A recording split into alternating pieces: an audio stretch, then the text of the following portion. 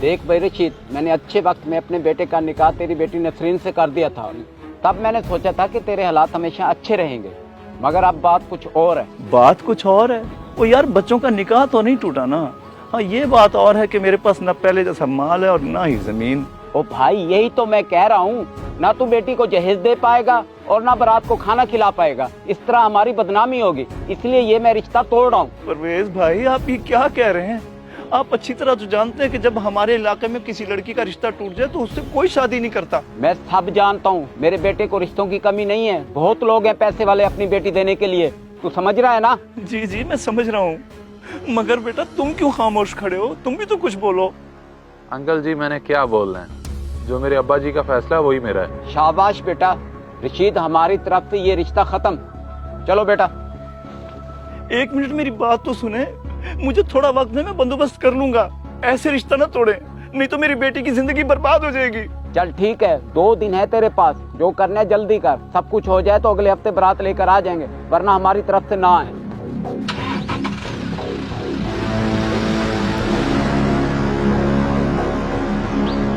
अच्छा, अल्लाह खैर करेगा, इंशाल्लाह हाँ ही होगी। अब्बा, क्या जरूरत थी उनके आगे गिड़गिड़ाने की? अगर वो इनकार कर रहे थे तो आप भी इनकार कर देते। ना बेटी ना, मैं कैसे इनकार करता? आखिर मैं एक बेटी का बाप हूँ। आजकल जहेज देना और खाना खिलाना तो रिवाज बन गया है, इसमें बुराई क्या है? गलत है अब्बा, गरीब बंदा कहाँ से करे इतने खर्चे? मुझे बताएं, आप परेशान नहीं हैं कि आखिर इतने पैसों का बंदोबस्त होगा कहाँ से? सच पूछो बेटी, परेशान तो हूँ, मगर जमीन का सहारा है, जो टुकड़ा पड़ा है वो बेच दूंगा। ये करने की जरूरत नहीं है। अगर जमीन बेचती तो गुजारा कैसे करेंगे? अगर वो लोग तरक्की करके शहर जा चुके हैं तो हमारा क्या कसूर है? आप इनकार कर दें उन्हें। चुप करो तुम, मुझे जो समझ में आएगा वो मैं करूंगा। और ये जो खाना है ना, घर ले जाओ, मैं घर ही आके खा लूंगा।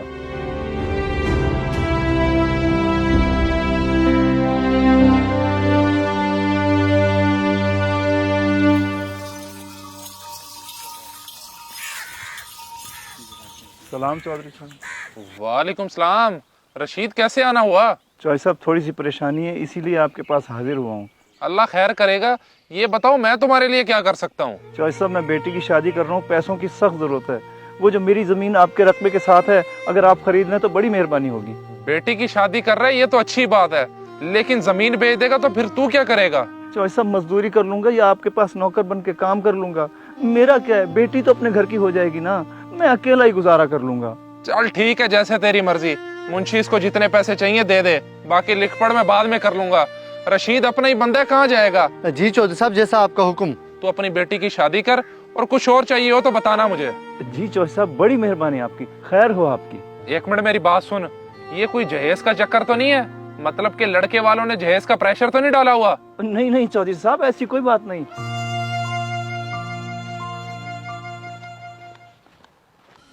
अब्बा जी, क्या लगता है चाचा रशीद पैसों का बंदोबस्त कर पाएगा? करेगा, जरूर करेगा। अगर नहीं करेगा तो तेरी शादी में कहीं और कर दूंगा। ले, याद क्या, और कॉल भी आ गई। हाँ रशीद बोल, क्या बात है? परवेज भाई, कहना यह था कि पैसों का बंदोबस्त हो गया और मेरी तरफ से हाँ है। अगले हफ्ते आप बारात ले आए, सब इंतजाम अच्छा सा होगा। चल फिर ठीक है, ये तो बहुत अच्छी बात है। हम अगले जुम्मे को आएंगे। ओके, अल्लाह हाफिज। अब्बा जी, ये तो बड़ी जल्दी मान गया। वैसे मुझे समझ नहीं आ रही, इसके पास इतना पैसा आया कहाँ से होगा? जहां से भी आया होगा, हमें क्या, बस तू अपनी तैयारी कर।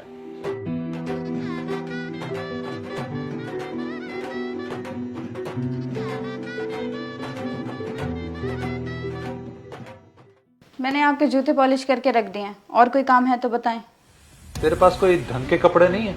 हर वक्त ये गंदे कपड़े पहन के फिरती रहती हो। तेरे बाप ने जहेज में कुछ नहीं दिया तुझे?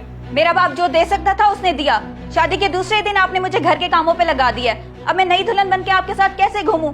थोड़ी देर के बाद आपने रोटी मांगनी है। बकवास बंद कर, बदतमीज लड़की। तुझे तमीज नहीं खामन से बात करने की, भिखारी की औलाद। पहले भी तेरे बाप ने खराब खाना खिलाकर हमारी बरादरी में नाक कटवा दी थी, फिर भी हमारा एहसान मान हम तुझे ले आए। बड़ा एहसान किया है। मेरे बाप ने आप लोगों की इज्जत के लिए अपनी जमीन बेच दी, बेटे भी दी और जहेज भी दिया। बेशरम औरत मेरे बाप के सामने जुबान चलाती है तेरी तो।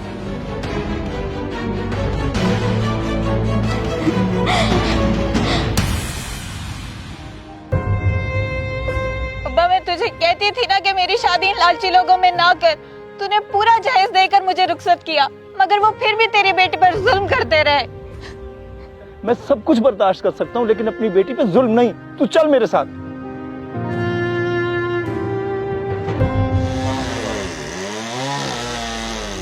मुझे सारी कहानी बताओ, आखिर माजरा क्या है? चौधरी साहब, बात असल में इस तरह है कि वो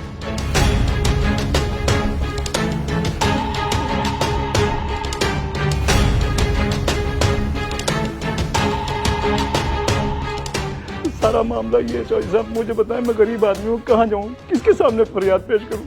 इन बगैरतों की इतनी जुर्रत कि मेरे गांव की बेटी पे जुल्म करें, वो भी जहेज की खातिर।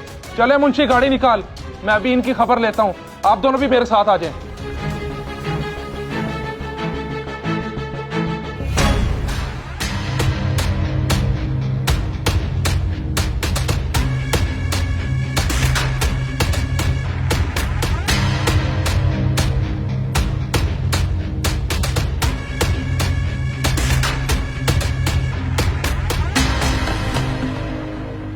अच्छा अच्छा, वहां भी नहीं आई।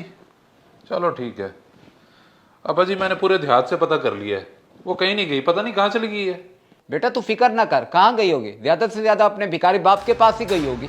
भिखारी बाप के पास नहीं, बल्कि मेरे पास है। मेरे गांव की हर बहन बेटी मेरी इज्जत है, और जो उनकी इज्जत पे हाथ उठाएगा मैं उसका हाथ तोड़ दूंगा।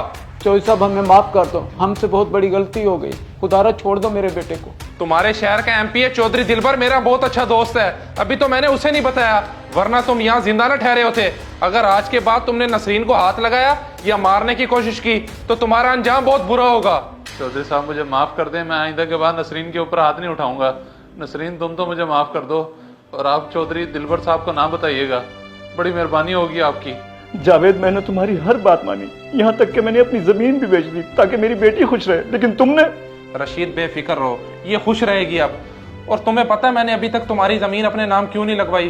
क्योंकि वो मैं लेना ही नहीं चाहता था। और जो मैंने पैसे शादी पे तुम्हें दिए हैं वो मेरी तरफ से इमदाद समझो, और जमीन भी तुम्हारी है। नसरीन मेरी बहन, अब तुम बेफिक्र होकर यहाँ रहो, अब ये तुम्हें कभी तंग नहीं करेंगे। आ जाओ, चलें।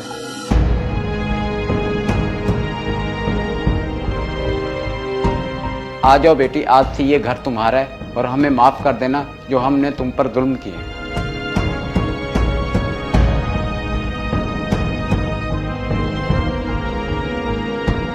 इस वीडियो को लाजमी शेयर करें, हो सकता है आपकी वजह से कोई राह रास्त पे आ जाए।